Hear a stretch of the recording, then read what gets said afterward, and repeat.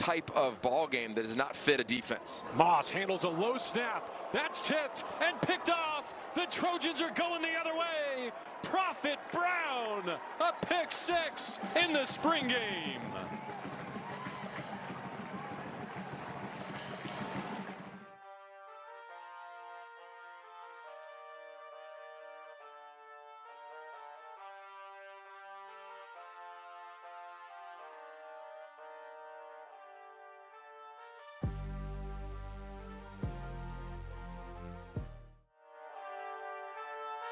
Welcome to the Put On Waivers Media Group, home of the Put On Raiders podcast and the Student Body Right podcast. This is your place for the best breakdowns and the best insight for those who fight on and bleed silver and black. Now, here are your hosts, Dwayne Douglas and Ryan Holmes. And welcome everybody to the glorious episode of the Student Body Rights USC podcast. I'm your host, Dwayne Douglas, along with Evan Desai, and we are podcasting off the beautiful shores of the Pacific Ocean. Beautiful day out here in Southern California. PORSPR is my Twitter handle. The Trojans. I got my Raiders shirt on today, but the Trojans had a spring game. I thought there was an interesting one where the defense, it wasn't like kind of the phoniness of last year's defense, like in the spring game. Like this was really, they had to work for everything they got in this game offensively. I thought that the defense played well. No Bear Alexander, no some big pieces didn't play in the game, but there was one play in the game where I don't know if it was Quentin Johnson or I'm not Quentin Johnson, but whatever the running back, I forget the running back's name, but he faked. You see a lot of times they block for a second, and then they go out to the flat. Usually, that's a huge gain against the USC defense. And not only did the defender knock them back, the ball was thrown to the running back, and he made the solo tackle in space against the running back. And I'm sitting there saying, this is, with all the guys they've added as far as on the defensive side of the football, they really are not playing around. I think defensively, and I think the biggest conversation that I had with people after the spring game is like, who has the wide receiving core that USC has? Who has the quarterback who's going to like spread them out and like throw the ball all over the place against them? I think they're really if they can get leads and make it about this secondary, and they just picked up Greedy Vance today. Like this secondary is going to be phenomenal. No, absolutely. I think that you kind of saw the body types being exactly kind of what I think Dan Lynn wanted in the secondary. DeCarlos Nicholson kind of doing his thing with the PBU and the pick. Obviously, the picks in general, Marcellus Williams, Prophet Brown, but like I thought that it kind of looked like USC's defense was kind of playing as a team. And it made sense when you hear about Dan Lynn talk about like, we've got to fit our system to the players and we got to work with the strength and conditioning coaches to get the players into what we're going to do. Then you started seeing that how the body, like I mentioned, the body types really stuck out to me. Obviously, we've kind of seen the work that Benny Wiley's been doing this whole offseason. It was kind of funny like, when they're showing like the pictures of Braylon Shelby before and after pictures. It looks like a monster. It's like you're seeing all that weight gain. And I'm just like, look at the biceps. He's got veins. Like, that is not fat at all. So that was looking really good. And like you mentioned, guys are actually kind of tackling in space. I definitely noticed that, especially because, a lot of the times the offensive players would run a little bit after the contact, a little bit more than they were supposed to, that you could see the defense making contact on players. And that was, how many times did we see the defense last year running backwards when the ball was snapped? They had no idea what they were doing. They didn't want to make contact. Exactly. Today, even a spring game, you saw guys actually want to be physical. So that was huge. Yeah, they had to actually fight off wanting to really hit people. As far as that goes, but the secondary, I think the Carlos Nichols he can scratch his knees standing up straight. Like his arms are so long, like you can't even like. He doesn't like. I felt like on that long pass that Miller Moss was trying to get Jacoby Lane. There was no panic. Like he just trusted he knew how much space he had. He just knocked the ball down, PBU, and then looked very natural catching the football as far as that goes, and everybody got a little piece of the action as far as the ints goes, and the good play from the defense. So, you know, and the big, they still they have some room where they need to pick up some defensive tackles, or or some or pass rush, whatever. But I do think I'm the part of football is just being where you're supposed to be, and defensive football, and knowing your assignments. And I think they knew their assignments, and they were really they did a great job of just of knowing where to be, and trusting the system that Dan Lynn put together. Oh yeah, no question. I think that's so important to show that in a spring game, because you're obviously rotating so many guys in, to see kind of guys, like you said, kind of understand their assignments, be in the right spots. That was huge, because last year, I mean, USC tried to basically just rotate guys for the entire first half of the season, which you would think makes sense, right? You know, you got 6 kind of easier matchups, because really we didn't really play any good teams in the first 6 games until the U of A game, which was the 6th game. But that also shows a lack of, preparedness, really, having to try to, kind of figure out what your depth chart is during the season. That's not exactly how it's supposed to go down. I mean, I've seen, like, obviously we've seen teams have, like, kind of quarterback tryouts week 1 or something like that, but even then, that's not a favorable situation to be in. So I think that the fact that guys seem to be getting it a little bit already was pretty huge. Obviously we were, hopefully, so to speak, we'll be adding more defensive talent in the portal.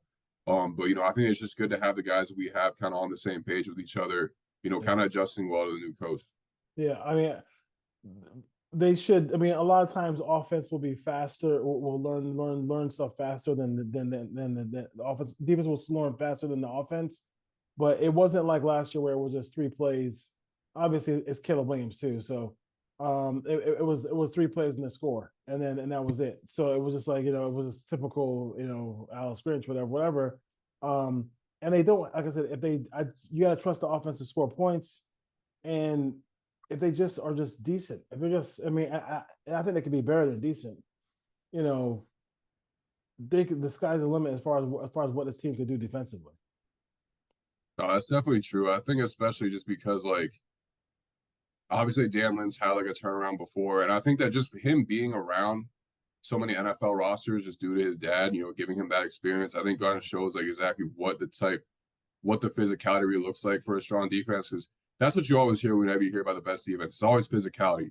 I think that was kind of the issue with the whole Alex Grinch speed D thing, and just bend but don't break. Yeah. Well, a speed D is not the same thing as like a bend don't break defense. Like, and I think like a Steve Spagnuolo bend don't break defense, that's not the same thing as Alex Grinch getting a bunch of undersized guys and trying to run around the line of scrimmage. That's not the same thing at all. So the identity really wasn't going to work as far as the type of athletes that you want to bring in at the college game. I think that's kind of why Alex Grinch really hasn't ever succeeded anywhere. And I think it's definitely pretty telling that the team played, even in the Holiday Bowl, like just having Dan Lynn around for a week or two. I think that definitely, obviously, they seem to play with a different mentality. We saw a little bit in the spring game too, even in a game that you're not even supposed to be physical. So I'm excited to see it.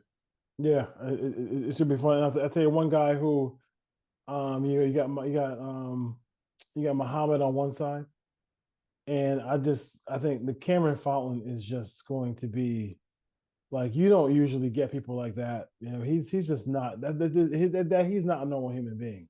Like he is pretty stout. I'm really excited about what he can bring to the table, because him off the edge, he's gonna be tough to deal with. I mean, and I want reps by him. Like I don't want to hear about like, junior sophomores. Like he needs to play, like because that kid can definitely get to the quarterback. No, yeah, no question. I think really, when it comes to the depth on the defensive line, I actually was expecting to be a little bit more if you would have asked me, like, towards like last summer, because we had some guys committed that ended up decommitting. But I also think that's a great opportunity for a Cal like Cameron Fountain. Some of the transfers too, guys like Nate Clifton. Obviously, you have Jamil Muhammad already coming back and having a really good year last year. He had double-digit tackles for loss last year. I think that they actually have some pieces there in the defensive line. The key is, I think, of course, going to be Anthony Lucas, though, especially now that Isaiah Riggs, however it's pronounced, will enter the portal, obviously likely gone. Anthony Lucas is kind of guy who obviously, he has the ability to do it, We just didn't really see it beyond like the first game of the season last year. But new coaching staff, maybe they can kind of do to him what the last coaching staff wanted to do to fix Corey Foreman. It didn't work out for the last coaching staff, but we've already seen, obviously, when it comes to player development, Dan Lin can do that. Only 1 year as a coordinator, but he did develop guys. That was kind of his calling. So we'll see how it goes down. And I've always said too, is like where coaches like you make your biggest mark in year one. Like I mean, this whole like as far as like what goes on, you make your biggest mark in year one. And I thought, I mean, it's funny if USC had fired Alex Grinch after the Tulane game, like UCLA didn't even hire him till like late February on Dan Lin. So he was out there just lingering out there, and he ends up in. And by association, he knows Coach Henney. He knows all these guys, and they end up coming in and doing something, and hopefully they can do something special at USC. You have Eric Gentry with the 160 reps. So now I guess they do an extra 160 reps because they are ranked 116th in the nation in defense last year. Like the word accountability is alive and well out there in Los Angeles. Yeah, and there really wasn't any accountability last year, I don't really think. I mean, it was kind of awkward because the players would try to be like, oh no, we're not making plays for him. We're not making plays for Grinch. I remember the famous like Bryson Shaw post-game press conference, we're not making plays for him. But I didn't really see a lot of accountability from the coaching staff either. And it felt like they're a little bit lax in that, oh, we still have stuff to play for. You never know, teams can turn it around. And I really didn't see a lot of steps being taken to do that. I didn't see many adjustments from Alex Grinch. I think just making adjustments is accountability in itself, because you're accepting that what you were doing wasn't working. Yep. And I felt bad for the players because, they're college kids trying to get this down. And this is obviously a defense that, quite honestly, makes no sense. I mean, I talked about how the speed defense isn't really what everyone was branding it as, kind of bend, don't break thing. You can cause turnovers and all that. The speed defense doesn't really work anywhere. It's never really worked anywhere. It was supposed to be cool because Alex Grinch, I guess, people pretended that it worked at Washington State. Even if you look at the numbers, it didn't work at Washington State. And that team did start off strong that year, but they fell off a cliff, if you remember. They actually beat USC and then fell off, so that was pretty frustrating. But, that Washington State team was just not very good. I don't really know how Grinch's kind of been able to rob these teams of all this, big money defensive coordinator money at blue blood programs, or at least close to blue blood programs. And, like I said, like there's a difference between just saying we're not making plays for coach, and there's a difference between the coaching staff actually doing something different. And we didn't really, even when USC fired Alex Grinch, the new coordinators that came in, there wasn't anything different then either. So it took until the Holiday Bowl for things to change. And I think we're still on that trajectory based off what I saw yesterday. No question about it. And I think, him, the biggest thing that people had a problem with, and they probably lost, they could have lost, they're lucky they didn't lose more players to the portal because of it, is him just playing whoever he wanted, regardless of how they were playing. Like, I mean, Bryson Shaw coming in on downs where like it's an obvious rundown, like, that's fine. Like, that's fine, but he can't be covering Dalton Kincaid when he has, his 14th catch of the game. Like, I mean, like those are things you can't have him do. So Rashad, I mean, everybody was screaming for Rajon Davis to play and Eric Gentry to play, and they would never play, even though when they played together, they played well in that defense. It was nuts. It was crazy. I mean, Zion Branch should have played more, and whatever. So it is what it is as far as the pass goes. But I do think for the present, the defense does look a lot better. Way more aware, they can tackle, can look like they can make plays in the passing game. As far as defending passes as well. Let's go to the offensive side of the football. I think it's pretty clear to me that I think Mekhi Lemon has a little bit of Amon St. Brown in him. I mean, he definitely has a little nastiness in him. When I was on the field watching I keep saying Liberty Bowl, the Holiday Bowl, he is a willing blocker. He's tough.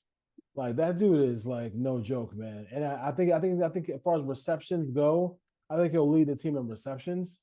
But I do think in big plays, I mean, you got the big playability of Deuce Robinson, who brought his hands this year. He caught. I mean, that's the one thing. He was nervous. He didn't catch the balls last year, but I think now he can catch the ball. And then you also got the breakaway speed of Zion Branch, and then obviously Jacoby Lane is looks like BMW. Like he really looks that part as far as that goes. No, yeah, and it's scary because if Mekhi Lemon leads USC in receptions, that's gonna be pretty huge. If we learn anything from today, it's that he's got running back moves with the ball in space. Yes, he does. Like that's the type of guy he is as far as getting yards after the catch. We saw that. That was really impressive. And obviously, I mean, he was a guy who was interesting in high school. He was a 5-star for a long time, ended up dropping, which is weird because I thought it was I didn't really know how you could be as good of a receiver while also playing some defensive back and then lose your star rating. That was kind of strange to me, but obviously he is certainly a high-end 4-star guy. We did kind of see a little bit of Zach Branch in him today, which is impressive. And the receiver room, I saw people say, oh, maybe USC will bring back Cal Ford. Honestly, I'm not even sure they would want that, which is kind of crazy to think about. I think that Cal Ford played well for USC and his chances. Yeah. But, you mentioned Deuce. I was talking about Zachariah Branch.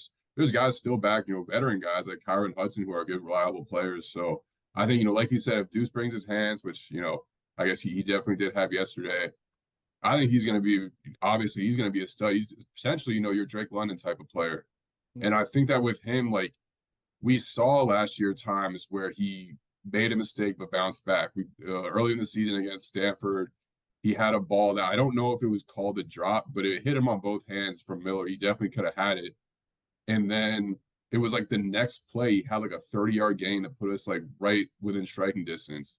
And then there was a game against UW where he dropped that wide open pass and he was going to score a touchdown. And then he ended up blocking the punt right after that. He stays in the game. The thing I like about him is he doesn't let one play bother him. And I feel like we kind of saw him really show out in the Holiday Bowl. I mean, I don't know. It's pretty scary when you think what this offense can look like if he's himself. And then Miller Moss was 16 of 21 for one. I don't know how they do the yards because some plays they were tackling, some plays they weren't tackling. And then Jaden Mayava, I don't want to be the cornball dude who just starts the quarterback controversy because it really isn't. But I do think that when in this offense, if Miller Moss throws a pick, it kind of shows up a little bit more because he's a guy who is supposed to know this offense pretty well. But if Mayava does it, it's not going to be that big of a deal.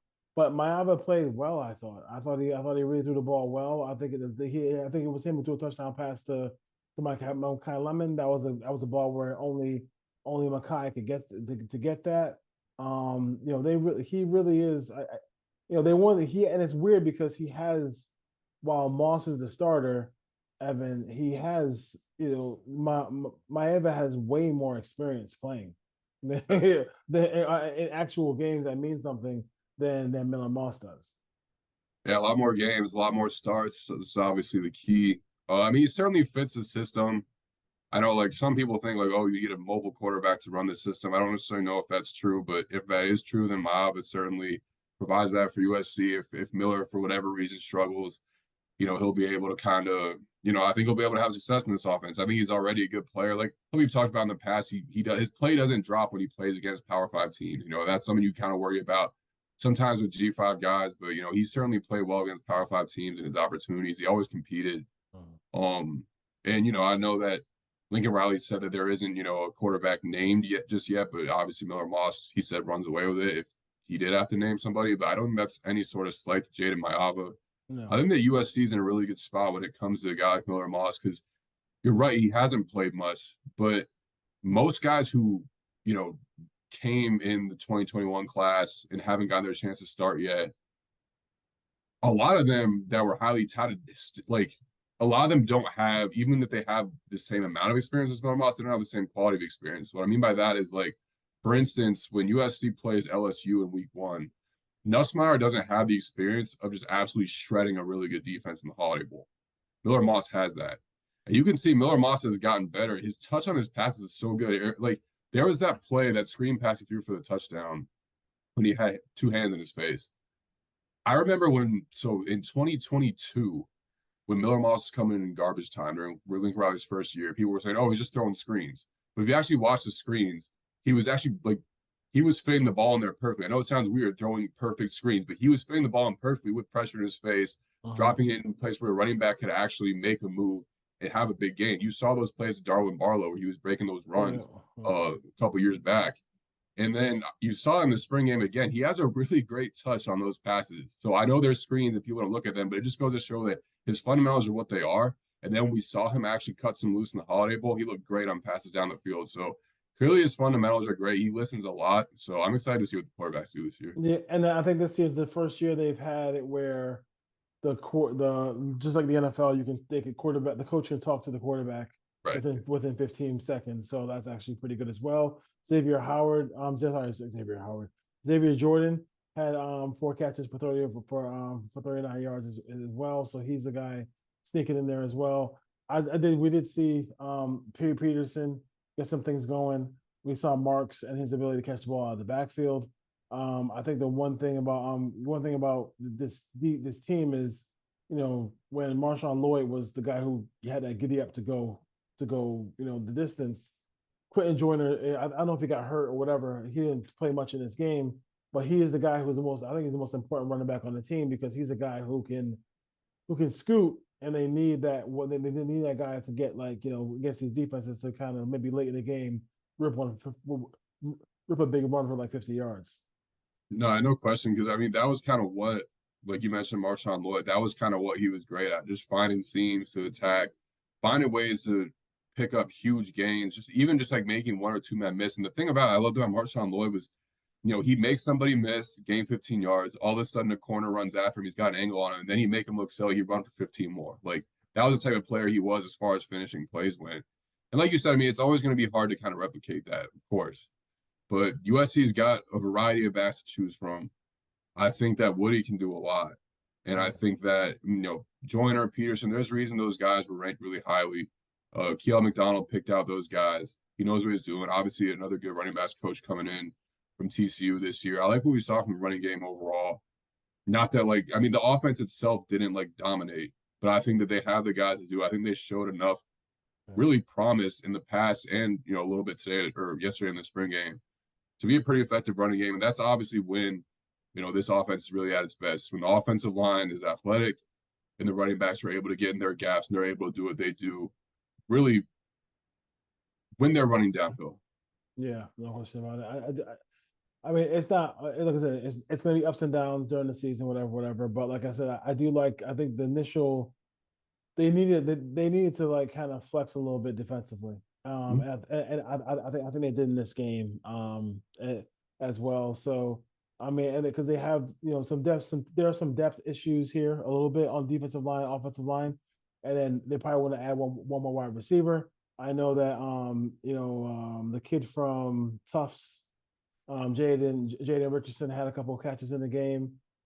So that's something where so he's coming home. He's from California. He's from Southern California. So we'll see his contributions as well. And I guess you want to just make sure nobody leaves during this open time period, and you can kind of make some gains on the offensive line, because I think they can use a little bit of offensive line, wide receiver, and then defensive line. You never have enough defensive linemen, so hopefully that continues as far as that goes. The kicking game didn't really get too much into that. They need. I mean, I don't think anybody really trusts Dennis Lynch. So I think that's something we just don't. I mean, we don't. I mean, whether it's Robles or the other kid they got, they just need to improve it and make it a true battle, because I mean, they gotta have better play out of the kicking game. They just have to. They did add Hank Pepper, new long snapper. Obviously, long snapping was a problem we had last year too. So we'll see if that goes down. Yeah, with the kicking game, I mean, USC's obviously been having a tough time with really special teams in general for a long time. Even when they've been able to land some, high star rating guys out of high school when it comes to special teams, things haven't gone well. Who was it that left and complained that we didn't have a special teams coordinator? Was that Parker Lewis? Can't lose? No, I don't remember. So somebody, I forgot, one of our kickers that we've had in recent years he left in the transfer portal and was saying we don't have a special teams coordinator. That's a big part of why he left. And then you kind of see the fact that was us not having a special teams coordinator did seem to hurt. Now I know we've had a special teams coordinator in the past. We had forgot his name, but the coach from Kansas State that came over. He was supposed to be the best special teams coordinator in the country. And he did good in that pandemic year. And then the next year, the special teams was terrible. So I don't exactly know what it is. Unfortunately, this has affected Lincoln Riley's teams here at USC. Yeah. So all I can do is I can just hope that he has a special team situation down. I know the return game is going to work well, but I just hope he can find guys that he trusts. We just need some sort of reliability as far as kickers goes. We never know what to expect when it comes to the kickers. I mean, the first game of the year could be a field goal game, and you got to be able to make a 40-yard field goal and walk off and win the game if your team fights really hard, because that's the moment where you can lose your team. Like, you know, they play hard, they do everything they're supposed to do, and then you go at Michigan and you're lining up for a game-winning field goal, down 2, and then, you know, boom, everything goes awry. But cool. Cool, Beans. Is there anything else you want to talk about before we bounce? Oh man, I'm just impressed with Eric Henderson on the recruiting trail. Number 3 recruiter for 2025 right now by 24/7. So that's been impressive. That's the only question mark about him. You know, obviously we know what he did. Like we talked about Aaron Donald and some of the glue guys they had with the Rams. We talked about what he did with Von Miller. You know, they won a Super Bowl there. With him as defensive coach, the run game coordinator, he did a great job. The question was, can he recruit? Can he relate at this level? And he certainly can. I mean, we've seen him. I mean, he's plugging guys out of SEC country, doing what he does best. A lot of momentum on the recruiting trail, and it's really thanks to Eric Henderson. Yeah, no question about it. I mean, it should be. I mean, he's the head coach, Coach Henny, if you will. I mean, people love him. So hopefully, his story about his life is even more interesting as well too. So if you get a chance to read about that, children fans, I definitely would jump on that as well. All right, take care, brother. Enjoy the sun. Yeah, peace out, Dwayne. Thanks for having me. No problem. Take care.